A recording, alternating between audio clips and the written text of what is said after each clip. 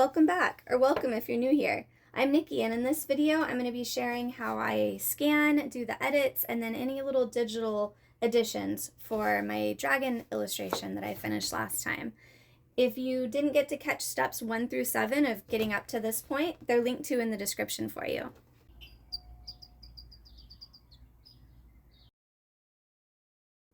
Alright, let's get started.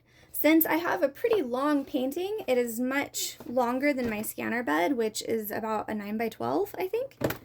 I'm going to have to scan it in several sections, and then I'll stitch them together in Affinity Photo.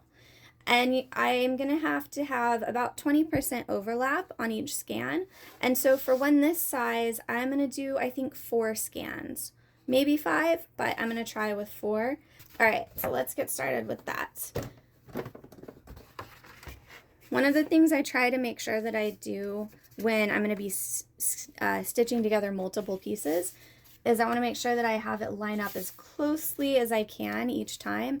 If you have them separated out, like one's here and then the next one is here, they can not stitch together very well, or you'll have to mess with it a lot more afterwards. So I'm going to start here and lower my lid carefully, trying to keep it from popping out. And then I'm going to put some books on top. I don't know that you have to do this, but this is just something that I like to do with mine. I'm going to go ahead over to my Epson program. And then with the scan program open here, I'm going to leave these settings. I'm going to come down to where it says image type and do 48-bit color. For resolution, I want to scan this one at 300. And that way, if I ever decide I want to make a print of it later on, I don't have to do new scans. If it was a really small scan, I might double that and make it 600 so that I could also make the image a little bit bigger later if I wanted to. So I do check backlight correction and dust removal, but that's it. And then I hit scan. And I'm being lazy right now, but you can number these. And I'm going to save it as a TIFF file and to my desktop. If you want it in a specific folder, then you can, hit browse and pick a specific folder that you want it to save in. But for purposes of this, I will just save it to the desktop and then click OK. And the longer it takes to scan, the bigger the file is, there we go, the higher the DPI, there we go. The higher the DPI, the longer it will take to scan. Just be prepared for that if you've chosen a pretty high DPI. Okay, and I can come down here and you can see there's that first scan. Okay, and that scan is done, and so I want to take my books off, hold on to the paper so it doesn't fling itself out of there, and I want to scoot it over. So this is where I stopped before, so I want to scoot it over, I think maybe about this much. So I'll say to there, and then I still line up the top edge as well as I can. I cut the paper really crooked, which was stupid. I should have been a little more careful with the paper. I forgot about the scanning, the edges lining up and all that. Okay, and then I put the books on again. And another round with the scanner. Alright, and then I leave everything the same. Just hit scan and OK. Alright, and there's the second scan. So now I'm going to go ahead and scoot my paper over again. Again, carefully holding on to it to make sure it doesn't fall out.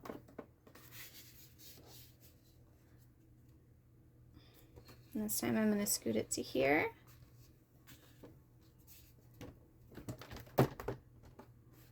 Holding on the edges again so it doesn't scoot over. Books back on, and I'll go ahead and hit scan again. So it's looking like my pictures are kind of at an angle. I'm going to test it this way, but I may have to rescan them and make sure that I'm keeping them more even. All right, let's keep going.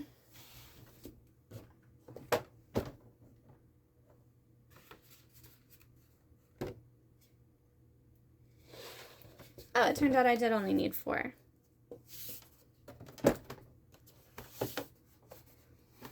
Okay. And one more time.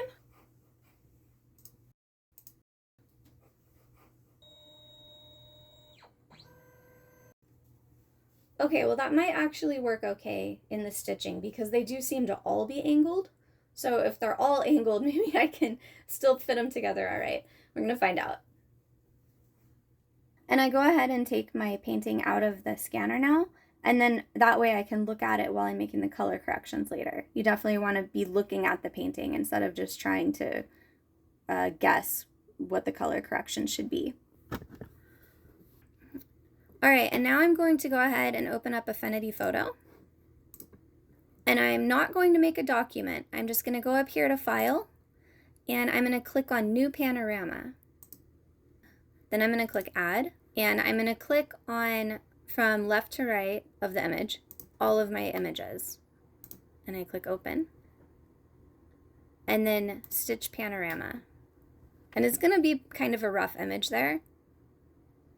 But I'm going to go ahead and click OK and see how it turns out when it is real, like actually done. And so that's actually not bad, even though I had it all angled like this. And so I want to zoom in.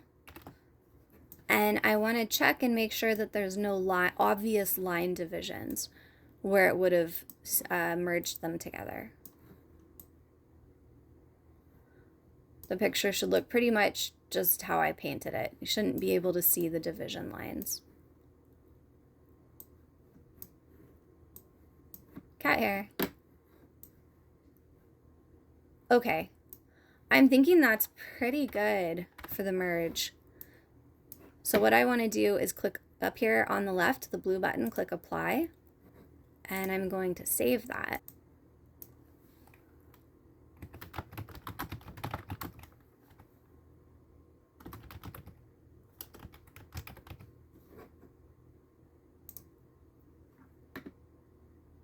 What I like to do is to save the panorama. I save the scans by themselves, and I make sure I keep those original. I make sure I don't mess with those.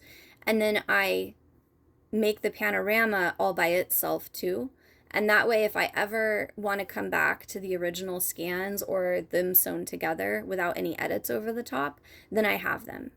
You want to always make sure you keep the originals.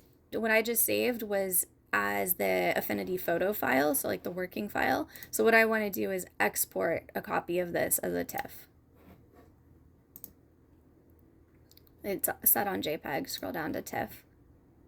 And that way I'll have all the scans and the scans stitched together, all saved originally.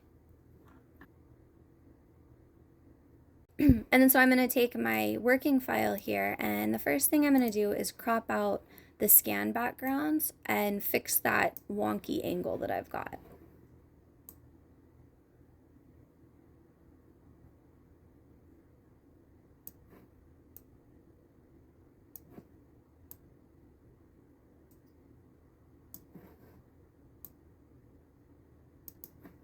Then I come up here and click Apply, and then I want to zoom in and make sure that I actually got all the pencil lines off the edges. Or like right there is okay, I can erase that if I need to.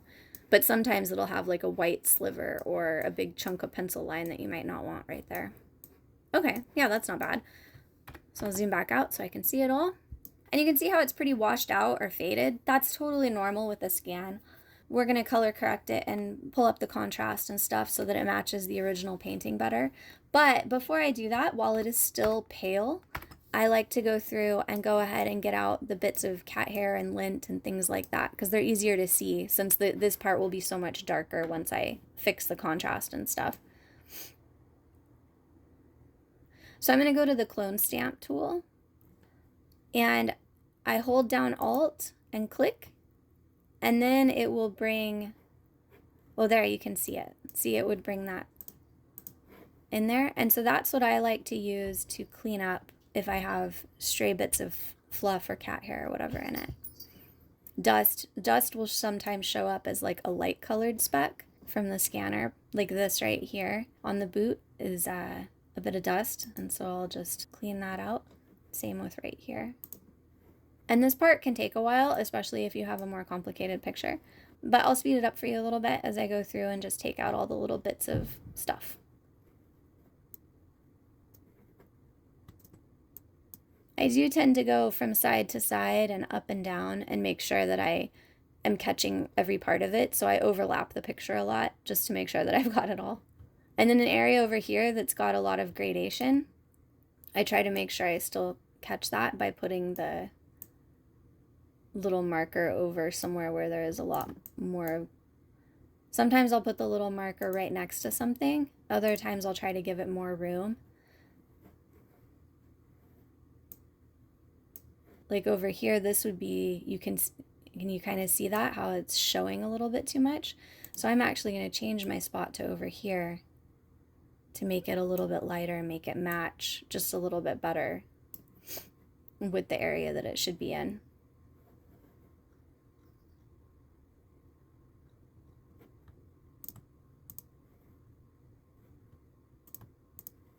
And it is easy to get carried away when doing this and start to try to take out every little bit of everything you see, like all the paper texture, weirdness in the paint that actually is part of what adds to the watercolor looking handmade. And so I try to be careful not to get super carried away with it.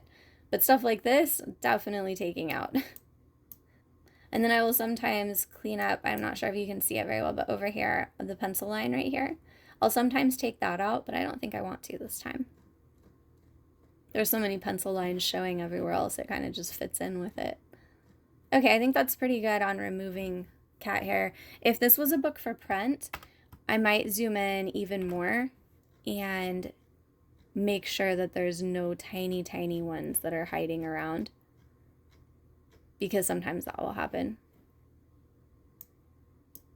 Like this little spot down here. I would probably, oh, nope, that was too big. One of the things though is that if you zoom in that much, you have to lower the brush a little bit. There we go. That way it doesn't show the little round section that you're taking out. But yeah, since I'm not making this for a book, we don't need to worry about that right now. Okay, then the next thing is I zoom out about there, and now I want to work on my colors and my contrast. So I have my painting in front of me like I showed you, and I'm going to come over here to the adjustments, and I usually start with curves. There are different ways to do this, and I am by no means an expert with this, but just what's worked for me so far is that I'll start with curves and I scooch it over. And so I'm looking at my painting next to my computer screen, and then I'm looking at this one, and the goal is to get them to have this very similar contrast.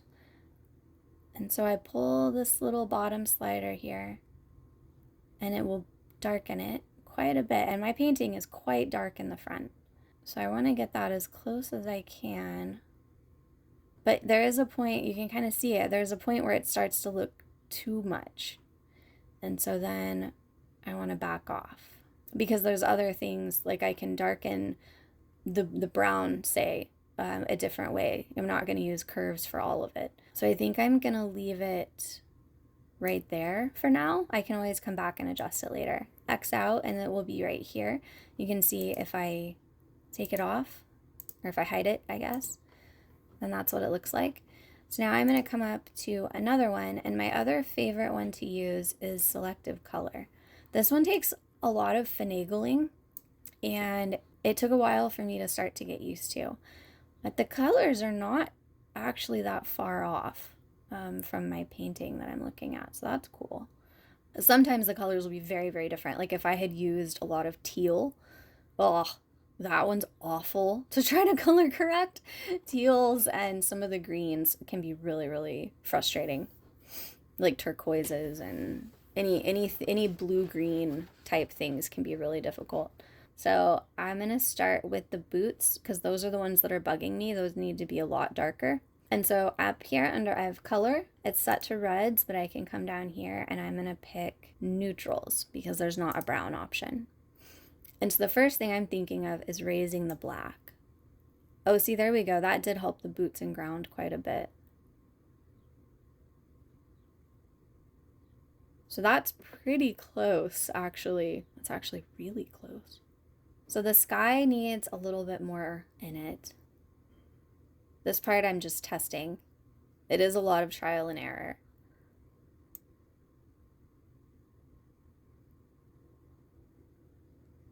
So the reason I stopped with that one is because it was making the mountains more vibrant, but that's not what I wanted. They're actually pretty spot on with the painting itself. So I'm gonna leave that alone. I'm gonna try greens now. The greens I think might have too much yellow in them. So this one I'm gonna go the opposite way. I'm gonna go a lot lower. So maybe let's try more black.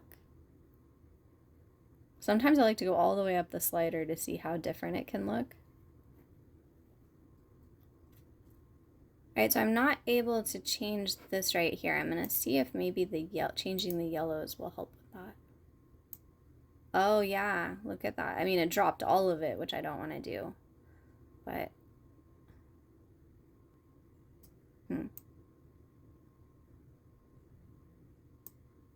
Oh, there we go.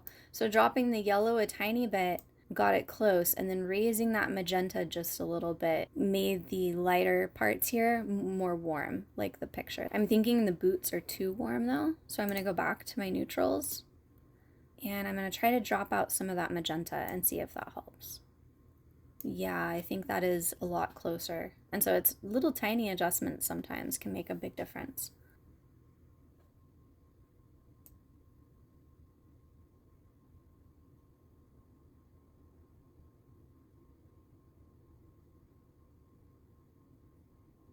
So changing the whites actually is what is letting me change the sky by itself. So I've pulled the magenta and the yellow up just a little bit, and that actually has gotten it way closer to how the painting looks. Okay, I think that's pretty good for the color adjustment. So I'm gonna set my painting aside, and the next thing that I want to do is make a new layer and zoom in. And there's just a couple little things that I want to add on the top of this. I want to take, I think like this color pick. This is the color picker. You just click on a spot and it's going to pick that color. And I want to go up here, make sure I'm on my new layer. Just kidding, I'm still, crap. Color pick over here, then switch to the paintbrush tool, and it's going to move it. So I want to switch it back over to have the color picker on top, or the color from the color picker on top. Make sure I'm still on that new layer. And I had wanted to add, let me zoom in a little more. I had wanted to add just a little bit of shine on his eyes here. Okay, yeah, it's an inking one, so I don't want that. Let's go to pencils. And then I'm gonna try mechanical pencil 6B because I don't like how sharp those lines looked. I'm going to come over here and erase that. Back to my brush, zoom in again, and my brush is also too big, so I'm going to lower that down a little, but not that much. Yeah, see how that's just a little bit softer? I think that's much nicer. It doesn't look as jarring. It looks like it fits in a little more with the picture. I kind of want to add a little bit of that just on the edges of the boot things here, since the light's hitting them.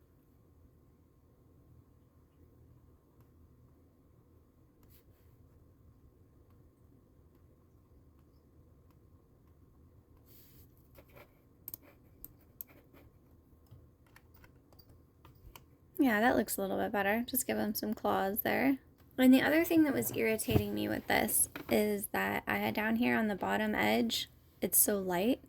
So I could either use the clone stamp tool to try to even it out, or I could crop it if I don't need it to be a certain size.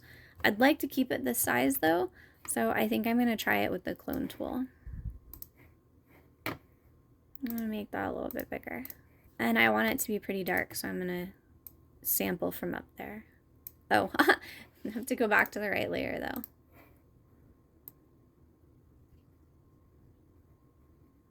And see how this made a double? So I'm gonna switch my sampling area and cover that up, and same with over here because I don't want it to, I'm using Alt to sample. I think I told you, but just in case. And so anytime it makes like a little doubling of something that could look like I copied it over, I want to try to change it up a little bit. Sometimes I'll go really far away, but I think on this one I want to keep it fairly even. Nope, that made a very obvious little seam. There we go, and then it just kind of took off some of that open space on the edge, or some of that lighter space on the edges. And sometimes I will, at this point, use a top layer like this, and I'll do maybe some digital sketching over the top.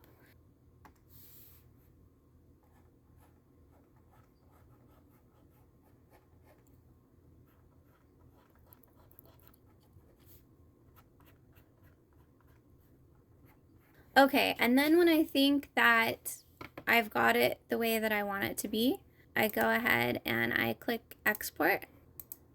And I'll just save this one as a JPEG. And I'll usually mark that one as a edited version. And I'll save that. And then I will also save my working file with all the layers. I won't condense those down. Well, I hope you enjoyed this little mini series of how I put my illustrations together. It's all done now. But go ahead and subscribe if you'd like to catch more videos like this, or more process videos. And if you'd like monthly behind-the-scenes art studio tales, the link to my newsletter is in the description for you. Until next time.